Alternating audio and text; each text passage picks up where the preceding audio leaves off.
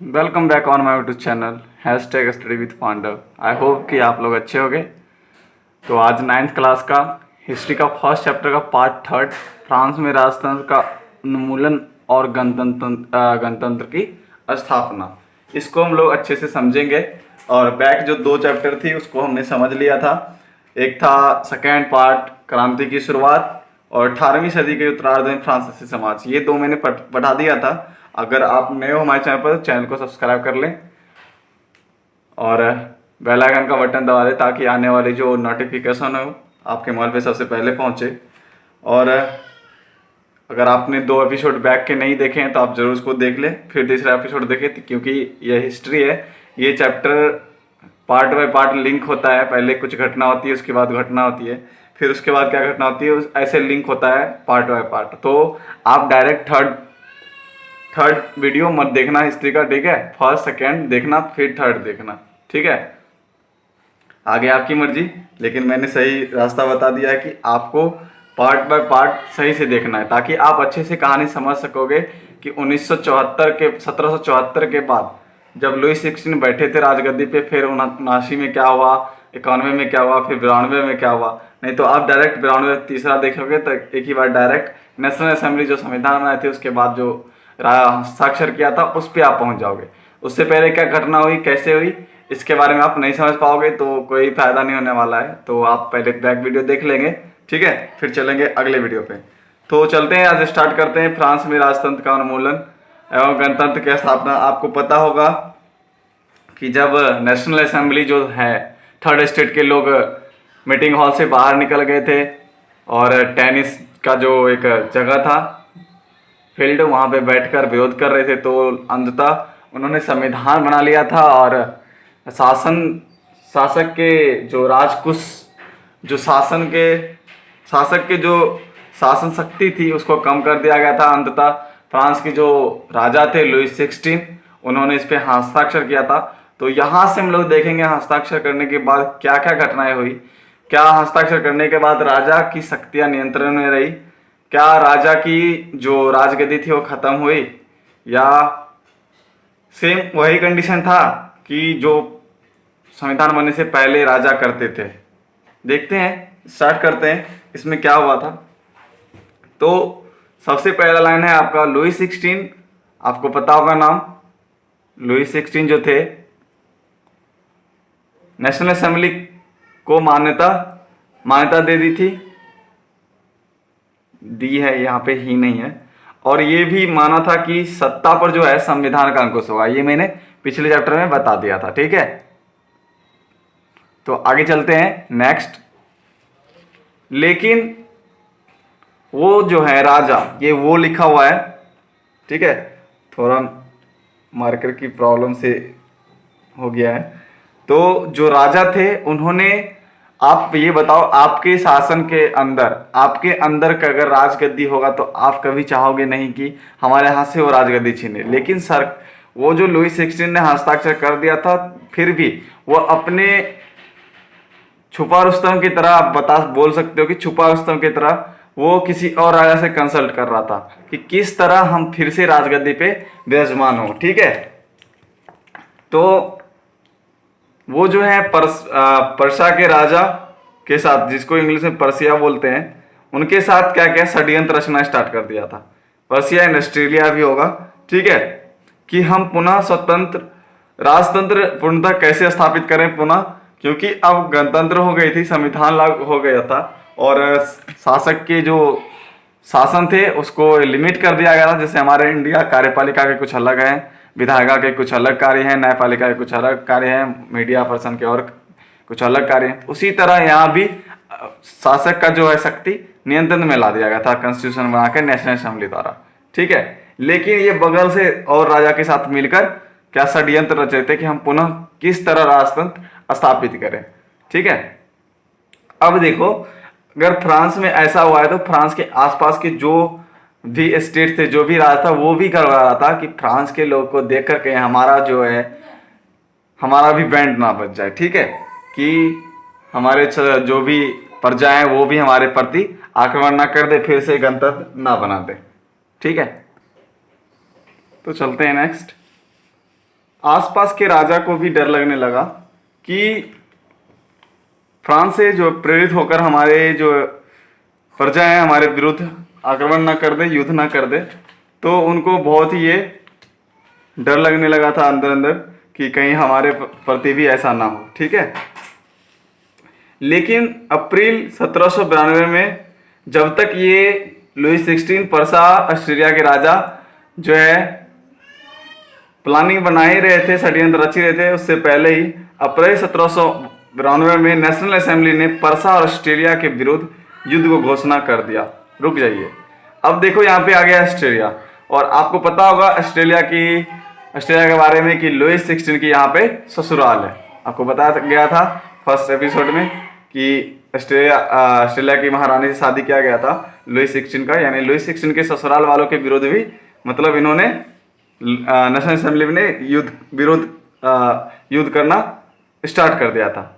प्रांतों से कई हजार लोग जो हैं स्वयंसेवी सेना में भर्ती होने लगे थे नेशनल असेंबली को साथ देने के लिए कि हम भी इस राजा के विरुद्ध लड़ेंगे। ठीक है, तो बहुत सारे लोग आगे सेना में भर्ती होने लगे थे। ठीक है, चलते हैं आगे। जंग के समय सभी जनता देशभक्ति में लीन होकर वहां का जो गाना है मार्शले उसको गा रहे थे। ठीक है, और ये मार्शले कैसे नाम पड़ा, जब लोग मार्साइल से पेरिस जा रहे थे तब ये गाना गाए थे। ठीक है, इसीलिए गाना गाए थे, उसको मार्शले बोला गया है, और अभी ये राष्ट्रगान है। ठीक है, और इस जंग को जो है यूरोपीय राजा एवं कुलीन के विरुद्ध जो है जनता की जंग के साथ के रूप में देखा गया। क्या देखा गया, इस युद्ध को यूरोपीय राजा एवं कुलीन के विरुद्ध जनता की जंग के रूप में देखा गया था। इस अभी 1992 की युद्ध जो हुई थी ऑस्ट्रेलिया, परसा, लुई 16 इस सब के विरुद्ध जो हुआ था उसे देखा गया कुलीन वर्ग, राजाओं वर्ग के विरुद्ध जनता का एक जंग। ठीक है, और आपको कमेंट सेक्शन में बताना है कि मार्शले वो किसने लिखा था। ठीक है, सॉरी रॉन्ग क्वेश्चन, नहीं सही क्वेश्चन है। आपको बताना है मार्शले जो है मार्शलेस वो आप किसने लिखा था, आपको कमेंट सेक्शन में बताना है। हर एक बच्चे को आपके बुक में नोट डाउन है, तो आप कमेंट सेक्शन में मुझे बताएंगे। ठीक है, चलते हैं नेक्स्ट पेज। मार्शले अभी फ्रांस की राष्ट्रगान है। क्रांतिकारी युद्धों से जनता को भारी क्षति एवं आर्थिक कठिनाई झेलनी पड़ती है। कभी भी आप देखे होंगे कि अगर कोई भी युद्ध होता है, क्रांति होता है, तो उसमें लाभ तो कम होता है, हानि ज़्यादा होती है। तो उसके कारण क्या हुआ कि जनता को भारी क्षति एवं आर्थिक कठिनाई का सामना करना पड़ा। ठीक है, अब आता है एक टॉपिक जैकोबिन क्लब, इसके बारे में थोड़ा अच्छा से पढ़ेंगे। ठीक है, क्योंकि ये आगे जाके एक राजनीतिक सत्ता हासिल करती है। ये एक क्लब है जहाँ पे लोग जो है थर्ड स्टेट के लोग कह सकते हो, लोग जो है राजनीतिक क्लबों में अड्डे जमा कर सरकारी नीति और अपनी कार्य योजना पर चर्चा करते थे यहाँ पे। ठीक है, और जैकिन क्लब जो है वो कॉन्वेंट ऑफ सेंट जैकब के नाम पे रखा गया है, जैकोबिन क्लब। ठीक है, जैकोबिन क्लब, इस क्लब के सदस्य मुख्यतः समाज के कम समृद्ध हिस्से से आते थे। ठीक है, इसमें जैसे कि स्टेट फर्स्ट एंड सेकंड में समृद्ध लोग ज़्यादा थे, लेकिन जैकोबिन क्लब जो थी उसमें जो लोग थे कम समृद्ध थे, चाहे वो होंगे घड़ी साज वाले, छपाई करने वाले, पेस्ट्री करने वाले, ऐसे बिक्री बेचने पैदल जाकर बेचने वाले जिसको पेडलर बोलते हैं, ये सब। ठीक है, जूता बनाने वाले, ये सब जैकोबिन क्लब के सदस्य थे। आगे जाके ये सत्ता हासिल करती है। इसका जो नेता होता है वो राजगद्दी पे बैठता है, लेकिन वो भी थोड़ा गंदगी मचाता है, तो लोग गंदे प्लेट को बहुत जल्दी साफ कर देते हैं, तो उनका भी सफाई जल्द हो गया था। तो आगे हम लोग देखेंगे। ठीक है, और इनका जैकोबिन क्लब के जो भी लोग थे उनके नेता थे मैक्सिमिलियन रोबेस्पियर। ठीक है, मैक्सिमिलियन नाम था। ठीक है, जैकोबिन क्लब के जो लोग थे, जैकोबिन क्लब के जो लोग थे वो धारीदार लंबी पतलून पहनने का निर्णय लिया। क्यों लिया पहनने का निर्णय? क्योंकि जो फैशन परस्त वर्ग थे, फर्स्ट एंड सेकंड स्टेट के लोग, उनसे डिफरेंट होने की सोचा। ठीक है, उनको पता चले कि किस तरह हम लोग का जैकोबिन क्लब एक है। सबने अलग अपना एक धारीदार लंबी पतलून पहनना स्टार्ट कर दिया था जैकोबिन क्लब के, क्योंकि जो फर्स्ट एंड सेकेंड वर्ग के लोग थे वो घुटने तक पहनने वाली जो ब्रीचेस होता है उसको पहनते थे, ताकि वो अलग हो जाए इन ग्रुप से, फर्स्ट एंड सेकेंड से अलग दिखे जैकोबिन क्लब के सदस्य। ठीक है, और जैकोबिन क्लब के जो लोग थे वो लाल रंग की टोपी भी पहनते थे। आपके बुक में नोट डाउन है, आप भी नोट डाउन कर लेंगे। ठीक है, चलते हैं नेक्स्ट पेज। 1792 की गर्मियों में जैकोबिन की खास जैकोबिनो जो है, जैकोबिनो मतलब जैकोबिनो के जो सदस्य थे उनकी बात हो रहा है, ने खाद्य पदार्थों की महंगाई, जैकोबिनो मतलब कहने का मतलब है कि जैकोबिनो का जो हेड था और जैकोबिनो के जो सदस्य थे उन्होंने खाद्य पदार्थ और महंगाई पदार्थ जो हो गए थे उनसे नाराज होकर पेरिस वासियों के साथ मिलकर, अब देखो इन्होंने क्या करा, पेरिस के लोगों को भी अपने साथ मिला लिया इस विशाल विद्रोह में। ठीक है, जैकोबिन क्लब जो खाद्य पदार्थ और की महंगाई बढ़ गई थी, उसका अभाव हो गया था, उससे नाराज होकर पेरिस वासियों को साथ मिलाया और बाद में जाकर एक विशाल विरोध का आयोजन किया था। 1992 की अभी बात हो रहा है, आगे चलेंगे धीरे धीरे हम लोग 74 से 92 पहुंच गए हैं। किस तरह पहुंचे हैं वो फर्स्ट सेकंड एपिसोड के बाद थर्ड एपिसोड में हम देख रहे हैं। ठीक है, उसके बाद देखते हैं 10 अगस्त 1792 में ट्यूरेलिये महल पर धावा बोलकर रक्षकों को मारा गया। ठीक है, ये जितने भी पर्सिया के लोग थे, जैकोबिन क्लब के लोग थे, इन्होंने ट्यूरेलिये महल पर धावा बोला। ये पेरिस का एक महल है। ठीक है, और यहीं पे राजा मिले थे। ठीक है, लुई 16 को यहाँ पे बंधक बना लिया गया था और बाद में नेशनल असेंबली ने राजा को जेल भी भेज दिया था और बाद में हम लोग देखेंगे किस तरह इसका फांसी भी हो जाता है। अब यहाँ से पत्ता गुल हो जाता है लुई 16 का, जब लोग धावा बोलते हैं उस महल पे और उन्हें बंदी बना लेते हैं कुछ दिनों के लिए। ठीक है, और जेल भेज दिया जाता है राजा को। चुनाव हुआ फिर पुनः, और इस चुनाव में 21 साल के प्लस जो भी होंगे, 21 साल के जो मेल होंगे, 21 साल प्लस एम लिखा हुआ है यानी मेल, वो मतदान के अधिकार थे। लेकिन इसमें एक सबसे बढ़िया था कि इसमें ये नहीं देखा जाता था कि कौन सा आदमी किस वर्ग से है, किसके पास कितना जमीन है, कितना हैसियत है, इसमें कोई भी ये लिमिट नहीं था। 21 वर्ष होंगे और मेल होंगे तो वो वोट देंगे। ठीक है, नवनिर्वाचित असेंबली जो है उसको नेशनल असेंबली बोल सकते हो या कन्वेंशन बोल सकते हो। इसका नाम रखा गया था कन्वेंशन, यानी जो नया असेंबली बना था वो असेंबली कौन था, नेशनल असेंबली की थी, इसलिए उसको कन्वेंशन बोला गया। ठीक है, 21 सितंबर 1992 को राजतंत्र का द एंड हो जाता है। द एंड हो जाता है किसका, लुई 16 का, और फ्रांस को गणतंत्र घोषित कर दिया जाता है नेशनल असेंबली के नेतृत्व में। ठीक है, अब यहाँ गणतंत्र हो गया, इलेक्शन हो रहा है, बाय द पीपल हो रहा है, गवर्नमेंट बन रहे हैं और उसके जो पार्ट है गवर्नमेंट के वो बन रहे हैं बाय द पीपल इलेक्शन होकर। ठीक है, चलते हैं नेक्स्ट पेज में। तो 21 जनवरी 1793 को लुई 16 को प्लेस डी लॉ कॉनकॉर्ड में देशद्रोह के आरोप में उनको सार्वजनिक फांसी दी जाती है। सार्वजनिक फांसी का मतलब होता है सबके सामने दिया जाता है फांसी, और इससे बहुत सारे लोग खुश होते हैं क्योंकि क्रूर राजा थी, देश के प्रति, जनता के प्रति कोई जवाबदेही नहीं थी। ठीक है, और हस्ताक्षर करने के बाद ही वो षड्यंत्र रच रहे थे कि फिर से किस तरह राजतंत्र स्थापित किया जाएगा। तो इस तरह वहाँ की जनता खुश थी, इसीलिए मैंने यहाँ पे खुशी का साइन दिया है। ठीक है, चलते हैं नेक्स्ट। आतंक का राज। आतंक का राज कब से स्टार्ट होता है वो देखते हैं। फ्रांस में आतंक का युग कहा जाता है 93 से 94, यानी लुई 16 के मरने के बाद एक साल तक, 1793 से 1794 तक। और ये कौन आतंक फैलाता है, वो फैलाता है जैकोबिन क्लब के जो नेता थे, आपको याद होगा मैक्सिमिलियन। ठीक है, सरकार बनी किसकी, जैकोबिन का, और सरकार का प्रमुख कौन हुआ, मैक्सिमिलियन रॉबेस्पियर। ठीक है, हेड ऑफ स्टेट थे मैक्सिमिलियन। ठीक है, आगे देखते हैं। मैक्सिमिलियन ने कुलीन और पादरी जो सेकेंड एंड फर्स्ट स्टेट के लोग थे एवं अन्य राजनीतिक पार्टी जो भी लोग थे, अगर मैक्सिमिलियन की कार्यशैली से अगर नाखुश थे, मैंने फर्स्ट स्टेट सेकेंड स्टेट, अगर और भी कोई पार्टी, ठीक है, तो अगर इसकी कार्यशैली से नाखुश होकर जो भी नाखुश थे उसको गिरफ्तार कर लिया जाता था, ठीक है, और उनको जेल भर दिया जाता था। अगर इनके शासन के खिलाफ आवाज उठाया जाता तो डायरेक्ट उनको गिरफ्तार करके उनको जेल भेजा जाता था। इनके शासन के खिलाफ शासन में मैक्सिमिलियन के शासन में अगर कोई कुलीन वर्ग, पदारी वर्ग, अन्य राजनीतिक पार्टी इनके कार्यशैली से नाखुश थे तो वो नाखुश होंगे तो आवाज उठाएंगे, अगर आवाज उठाएंगे तो गिरफ्तार होगी और जेल भेजा जाता है। और लास्ट में क्या होता था वो हम देखेंगे, आज गिलोटिन के बारे में पढ़ेंगे, ठीक है। आज काली माता का भी रूप आएगा यहाँ पे, ये देखते हैं यहाँ पे। यदि न्यायालय द्वारा यदि किसी भी व्यक्ति को जिसको गिरफ्तार करके जेल भेजा गया था उसको दोषी ठहरा दिया जाएगा तो क्या किया जाता? गैलोटीन यहाँ पे आप देखो, आप सोचोगे ये कौन सा वर्ड है, इसको समझाएंगे हम।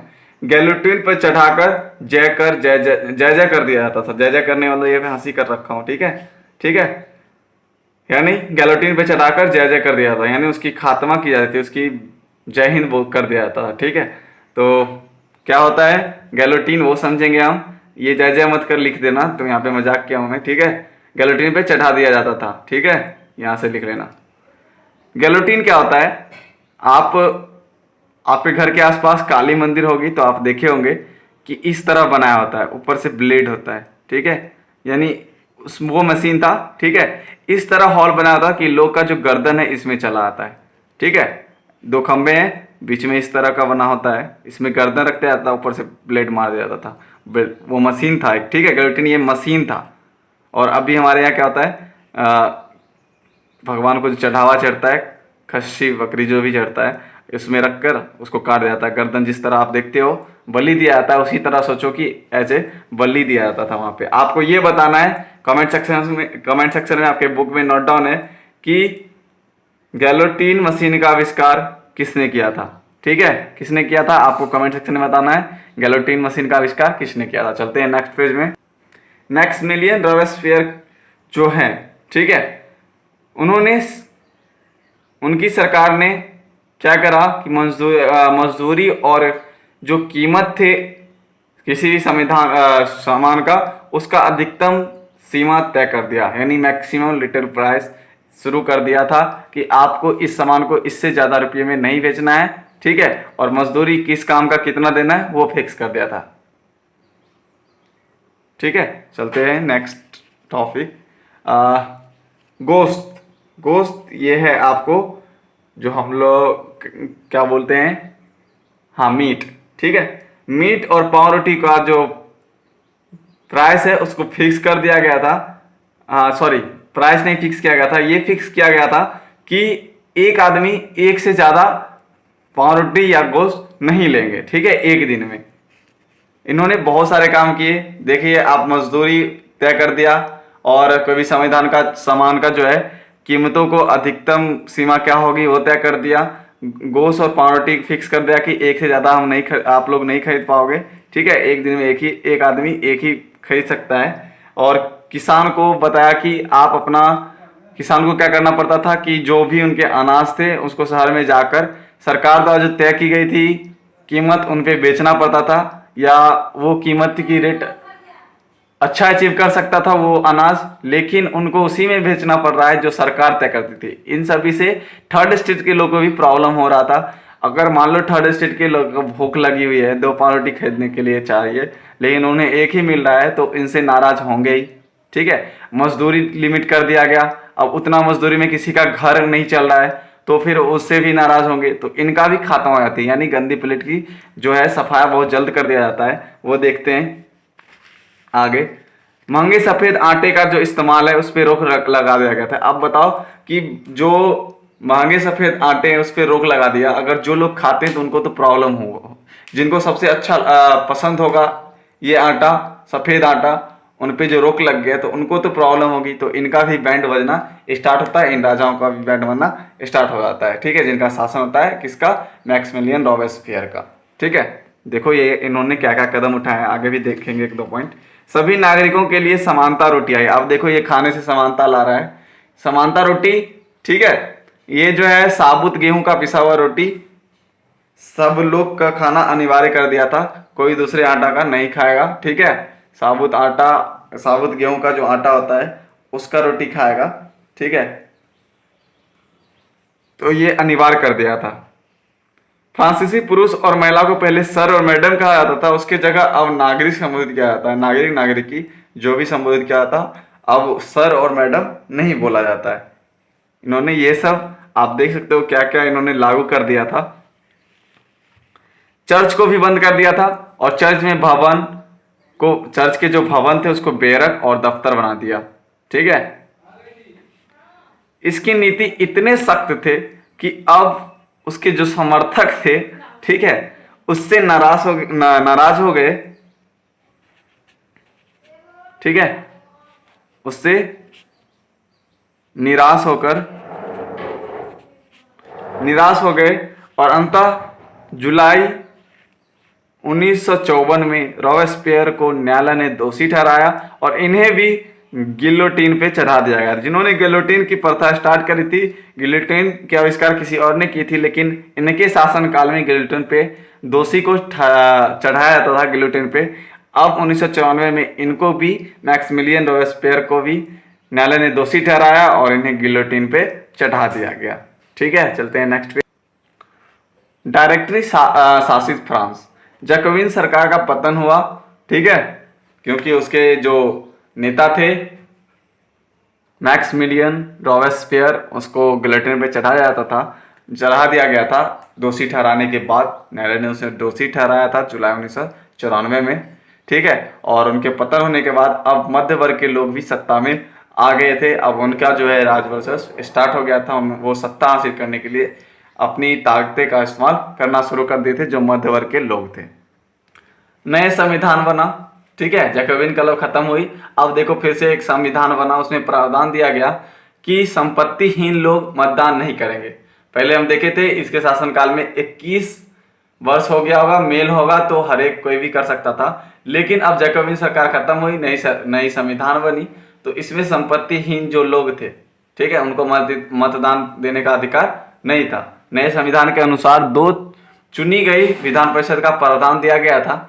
इन परिषदों ने 5 सदस्यों वाली एक कार्यपालिका नियुक्त करते, जिसको डायरेक्टरी बोलते हैं, ठीक है, डायरेक्टरी।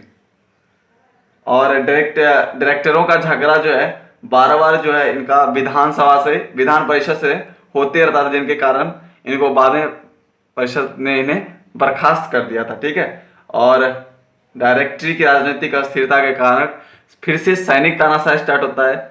जो नेपोलियन बोनापार्ट आते हैं, एक यहाँ पे फिर से सैनिक शासन तानाशाही स्टार्ट होता है, नेपोलियन बोनापार्ट, और इनका उदय होता है और मार्ग प्रशस्त कर दिया जाता है। तो अगले चैप्टर में हम लोग पढ़ेंगे, अगले चैप्टर नहीं, फर्स्ट चैप्टर का 4th एपिसोड में पढ़ेंगे कि क्या महिलाओं के लिए कोई आंदोलन हुआ था। तो वो छोटी सी है, ये वीडियो थोड़ा लॉन्ग हो गया, 23 मिनट का। सो आई होप कि आपको वीडियो अच्छी लगेगी। आपको वीडियो कैसा लगा आप हमें कमेंट सेक्शन में बताएंगे, अपने दोस्तों के साथ शेयर कर दें। और जो 2 क्वेश्चन पूछे गए हैं हर एक बच्चे बताएंगे कमेंट सेक्शन में, उसके बाद ही नेक्स्ट एपिसोड आए। तो आई होप कि आपको ये वीडियो अच्छी लगी होगी। आपको वीडियो कैसी लगी हमें कमेंट सेक्शन में बताएंगे और अपने दोस्तों के साथ शेयर कर दें। और आने वाले वीडियो के लिए आप हमारे चैनल को सब्सक्राइब कर लें और नोटिफिकेशन की जो बेल आइकन है उसके दबा दें, ठीक है। और मिलते हैं अगले वीडियो अगले एपिसोड के साथ। जय हिंद, जय भारत, बाय बाय।